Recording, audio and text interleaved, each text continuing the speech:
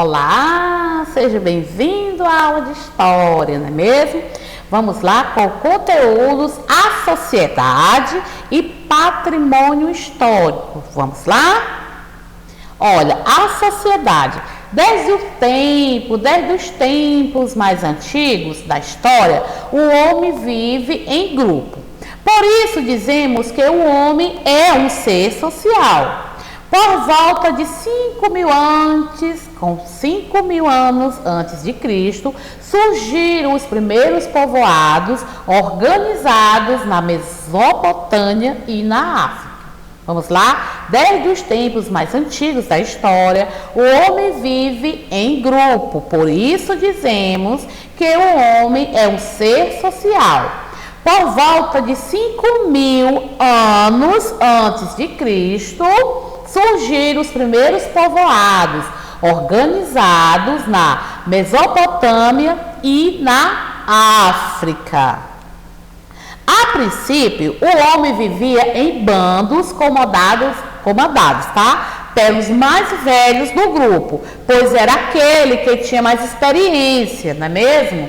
Com o passar do tempo, esse grupo foi crescendo graças aos casamentos e com outros grupos, formando verdadeiras famílias estendidas, né, ou alargadas, quer dizer, ampliadas, né, aumentando, casamento, filho casa e assim sucessivamente. Então, com isso, né, até então, a prosperidade era coletiva, ou seja, não existia dono. Tudo que era produzido pertencia a toda a comunidade. Se um plantava, o que colheu era para todos. Se pescava, o que pescava era para todos. Tudo era dividido, era coletivo, né? Pertencia a toda a comunidade. Como essas famílias cresceram, houve a necessidade de se determinar os locais onde cada um iria ficar. Surgiu então a propriedade privada e com esse fato começaram os problemas, dando início às brigas pelas melhores terras, né? Tudo muda, né? Tudo tá tão bom aí, né? Sempre aparece alguma coisa para atrapalhar.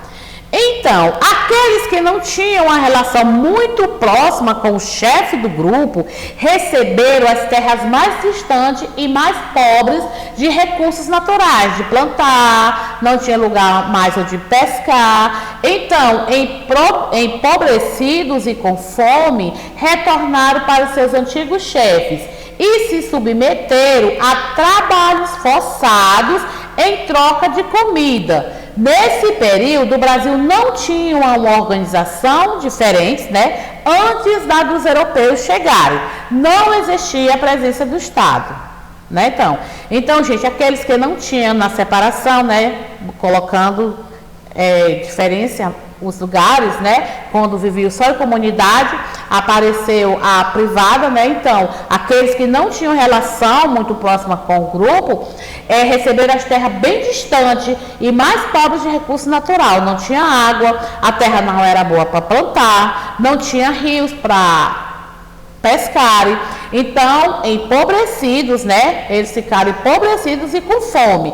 Retornaram para seus antigos chefes e submeteram a trabalhos forçados em troca de comida. Então, nesse período, o Brasil não tinha uma organização, né, formada, diferente às dos europeus quando chegaram aqui. Então, não existia a presença do Estado, uma organização.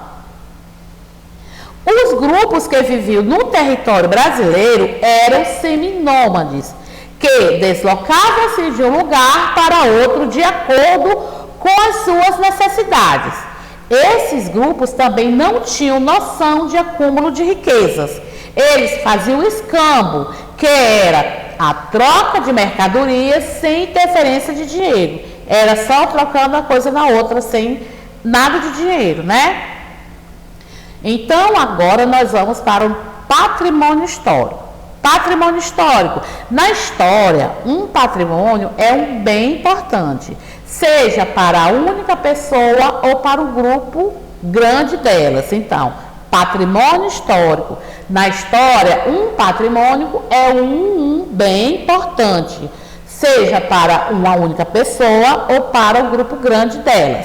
O patrimônio contém lembranças e lições e também nos traz o senso de união graças a um passado comum. Então, o patrimônio é uma espécie de herança que talvez exista há muito mais tempo que nós, né? A nossa história. Tipos de patrimônio. Na história existem 2 tipos de patrimônio, né? 2 tipos de patrimônio cultural: os patrimônios materiais e os imateriais. Então, tipos de patrimônio. Na história existem 2 tipos de patrimônios cultural: os patrimônios materiais e os patrimônios imateriais. Patrimônios materiais, vamos lá, olha. Como o próprio nome indica, são objetos físicos, né? Matéria, né? Esses patrimônios são compostos por coisas que podemos guardar em um museu, como obra de arte, utensílios domésticos de povo do passado, livros, documentos, audiovisuais, etc. Também são patrimônios materiais prédios, as praças, as casas, obras arquitetônicas, espaços sociais das cidades, etc. Então, gente, patrimônios materiais, como o próprio nome indica, são objetos físicos, tá? Esses patrimônios são compostos por coisas que podemos guardar em museu, como obra de arte, utensílios domésticos de povos do passado, livros, documentos, audiovisuais e etc. Também são patrimônios materiais dos prédios, as praças, as casas, obras arquitetônicas, espaços sociais das cidades e etc. Muitas coisas, olha aí, né? E patrimônio imateriais. Diferentemente dos patrimônios dos materiais, não existe forma de expor em um museu um patrimônio imaterial. Então, diferentemente dos materiais, não existe forma de expor em um museu patrimônio imaterial. Os bens imateriais são culturas e diz respeito a pátricas, né? E modos de vida que nos são apresentadas na forma do conhecimento, forma de trabalhar, jeito de fazer as coisas, festas, interpretação artísticas, brincadeiras ou cultura popular. Olha, vamos novamente. Diferentemente dos materiais, não existe forma de se expor em museu um patrimônio imaterial. Por quê, gente?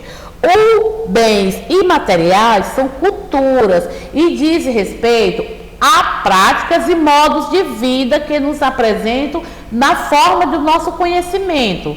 As formas de trabalhar, uma forma de teatro, uma história, jeito de fazer as coisas, as festas, as nossas quadrilhas, carnaval, isso é bem imaterial, não tem como colocar em um museu, não é?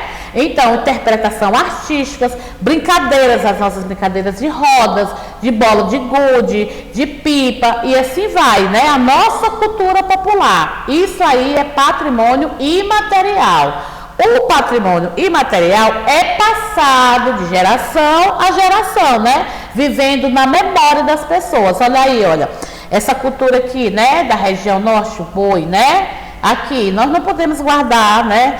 Nós guardamos aqui, no nosso conhecimento, né? Na nossa cultura, o carnaval, né? As nossas brincadeiras de ciranda, cirandinha, que é passado de geração em geração, né? Nossos bisavós, para os avós, para nossa mãe, para nós, não é mesmo?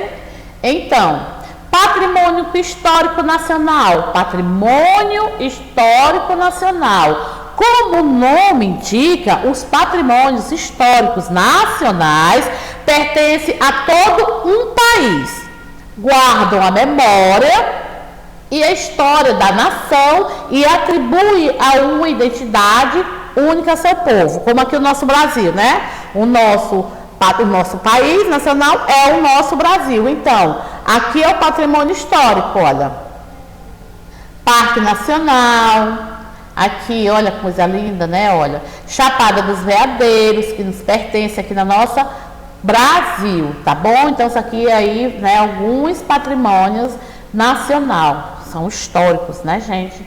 Temos que preservar. E o patrimônio histórico universal? Esse patrimônio reúne bens que são considerados importantes para todo mundo e não apenas para uma nação, né? Uma só nação que nem o nacional. Existe um órgão internacional que seleciona em vários países os locais e bens que podem ser considerados patrimônio mundial. A Organização das Nações Unidas para a Educação, Ciências e Cultura, que é chamada Unesco.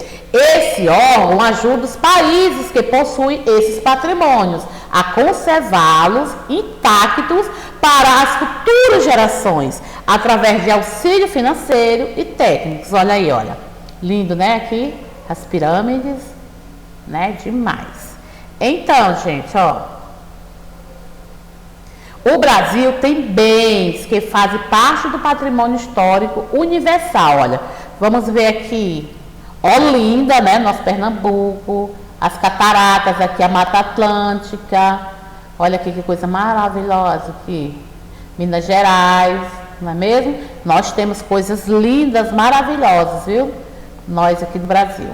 Então, vamos fazer a atividade da página, né? 42 e 43. Na 44, só o primeiro quadrinho, tá? Se vocês quiserem fazer os outros dois, podem.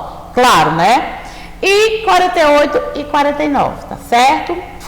Beijos e até mais.